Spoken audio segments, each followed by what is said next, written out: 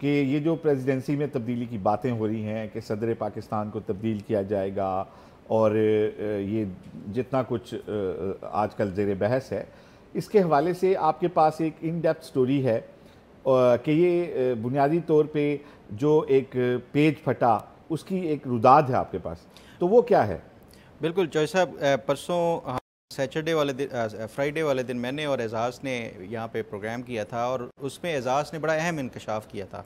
एजाज़ ने ये कहा था कि उनके पास ये बाकायदा कन्फर्म खबर है कि जो सदर आसिफ अली ज़रदारी है उनको हटाए जाने के हवाले से काम का आगाज़ हो चुका है और इस हवाले से उन्होंने कहा कुछ रूल्स में तब्दीली लाई जा रही है और वो उन्होंने रूल्स का वो कि मैंने ये देखा है, वेरीफाई किया। फिर कल भी देखा है शायद फिर कल भी एजाज़ ने उसका जो मीडिया के ऊपर ये इस तरह की आ रही थी कि इस तरह की कोई ख़बर नहीं है या इस तरह की कोई जो है वो डेवलपमेंट नहीं हो रही, वो इस तरह की अभी तरदीद कर रहे हैं ना। ये पहले इस तरह के बेशुमार ऐसे वाक़यात होते हैं, शुरू में उनकी जाती है लेकिन वक्त के साथ ये दुरुस्त साबित होता है। यानी एजाज़ जो है वो अपनी ख़बर के ऊपर जो है वो डटे हुए हैं, वो कह रहे हैं कि ये बिल्कुल दुरुस्त खबर है। मैंने फिर इस पर कुछ थोड़ी सी मैंने भी कोशिश की कि पता लगा सकूं कि आखिर वजह क्या है, क्योंकि ये जो आप जिस तरह कह रहे हैं पेज फटने वाली, ये तो सेम पेज पे एक ट्राइका जो बना हुआ था सदर का, वज़ीर आज़म और जो फ़ील्ड मार्शल हैं जनरल आसिम मुनीर, ये तीनों ने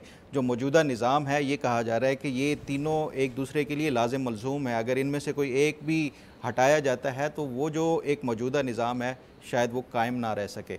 तो सदर आसिफ अली ज़रदारी का ये जो पेज फटने के हवाले से ये आगाज़ कहाँ से हुआ, इस पे मैंने थोड़ी सी कुछ मालूमात ली हैं। देखें, ये मामला शुरू होता है जुलाई 2024 में।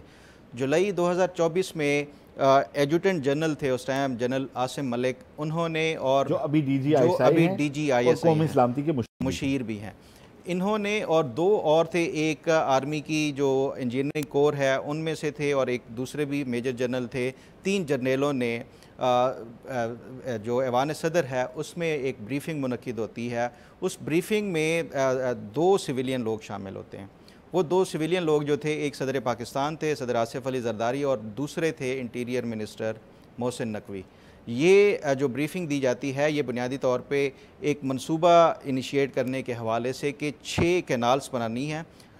उन 6 कैनाल्स के हवाले से उसमें दो जो थी वो हैं सिंध में कैनाल्स हैं, दो पंजाब में है, एक बलूचिस्तान की और एक खैबर पख्तूनख्वा की।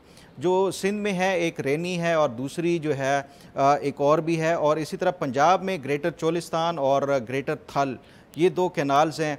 इसी तरह जो बलूचिस्तान की है वो कच्छी कैनाल और जो खैबर पख्तूनख्वा के लिए वो चश्मा राइट बैंक कैनाल जो है, ये 6 कैनाल्स के हवाले से बाकायदा एक ब्रीफिंग दी जाती है सदर पाकिस्तान को। और उस ब्रीफिंग में ये बताया जाता है कि जो सिंध की हैं उनके हवाले से भी जो ज़्यादा एम्फेसिस था वो था जो पंजाब में, एक तो ग्रेटर चोलिस्तान, दूसरी ग्रेटर जो थल है, थल ये दरअसल लिया का तहसील है चौबारा, वहाँ पे बनाई जानी थी, और दूसरी जो चोलिस्तान वाली थी। अब इसमें जो ब्रीफिंग में मज़ीद उसके हक़ाइक़ थे कि इसका जो चोलिस्तान वाली है उसका जो कमांड एरिया होगा वो कोई 6.6 मिलियन एकड़ उसका कमांड एरिया होगा।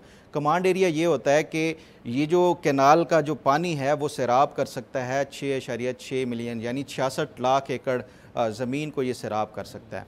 अब इसमें जो अगर आप देखें जो चोलिस्तान का टोटल रकबा है वो भी कोई तकरीबन ये 6 लाख एकड़ ही बनता है। तो यानी ये पूरे जो चोलिस्तान डेजर्ट था उसको एक जो एक रेगिस्तान है उसको एक जो है वो नखलिस्तान में या एक काबिल काश्त जो एरिया में ग्रीन एरिया में तब्दील करने के हवाले से है।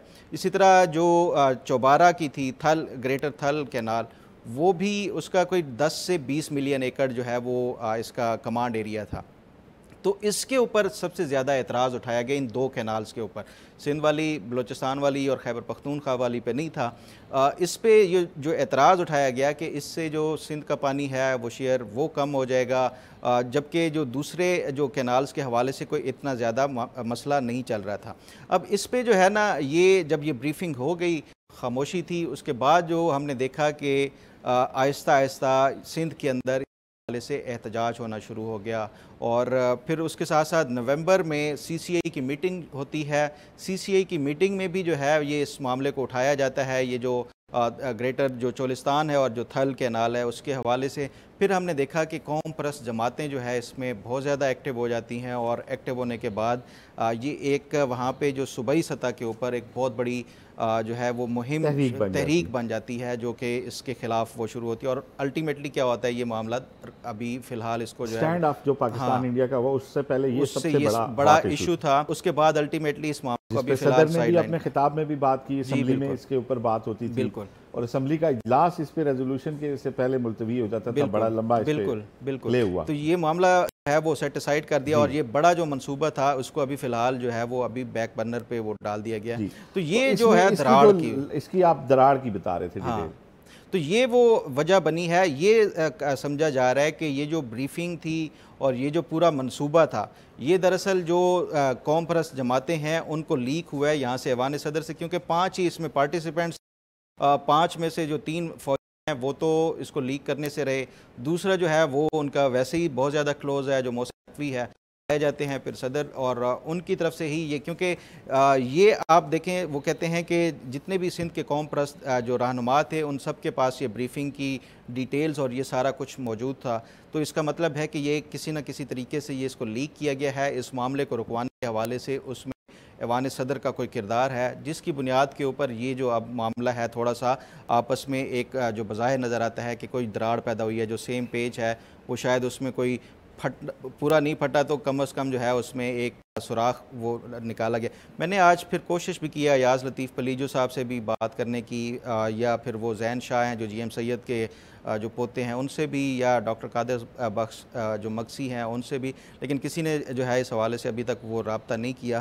बहरहाल इस पर मैं ये चाह रहा था कि इस पर मज़ीद डिटेल भी कि क्या ये जो कौम परस्त जमातों की तरफ से, क्योंकि इस पर देखें जो एक इंटेंशन बताई जा रही है कि पीपल्स पार्टी इस जो मनसूबा है इसको रुकवाने के लिए उन्होंने कौम परस्त जमातों को आगे किया है, लेकिन अल्टीमेटली अगर देखा जाए तो पीपल्स पार्टी ने काफ़ी लूज़ किया है इस कैनाल वाले मामले पर। जिस तरह से मीडिया के ऊपर परसेप्शन थी